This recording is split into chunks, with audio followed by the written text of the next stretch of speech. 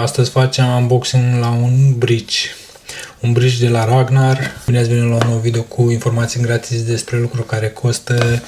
Dacă v-a plăcut tot ceea ce am făcut până acum sau dacă vă place în continuare tot ceea ce fac, nu uitați să dați un like, un share sau să vă abonați aici la canalul meu, m-ar ajuta foarte mult.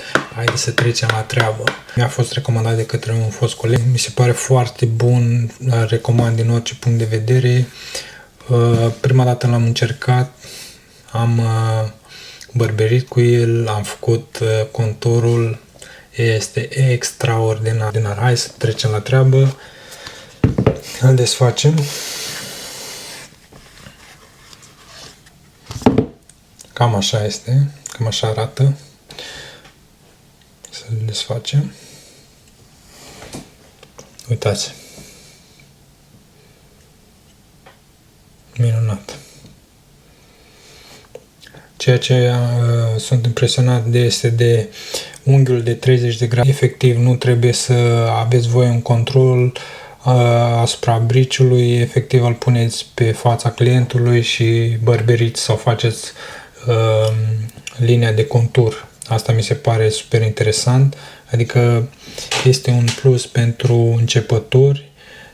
Dacă ești la început de drum, te ajută foarte mult acest bridge față de celălalt în care tu trebuie să menții unghiul de 30 de grade și să nu înclini mai mult sau mai puțin, în așa fel încât există riscul să tai pelea clientului. Ca și calitate-preț este un bridge foarte bun, nu este foarte scump, recomand. Ceea ce mi se pare interesant aici, după cum vedeți, are acest simț în care atunci când ții bridge-ul nu-ți permite să alunece. Mi se pare super interesant. Un aspect,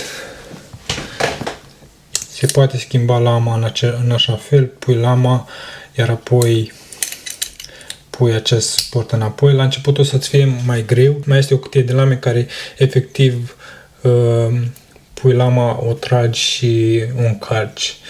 Aia mi se pare super interesantă. Sau efectiv ți-ai apăsat în zona aceasta, iar aici se deschide și ai pus lama.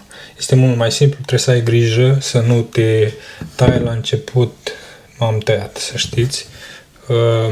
Și mulți nu procedau corect.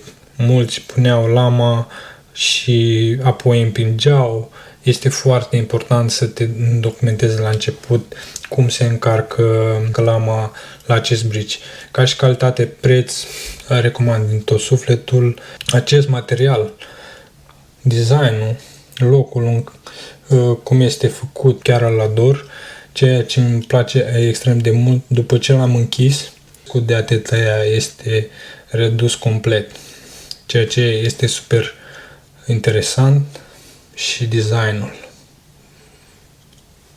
după cum vedeți. Deci, îl ador.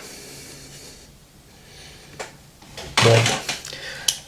Orice altă întrebare aveți, lăsați în comentarii.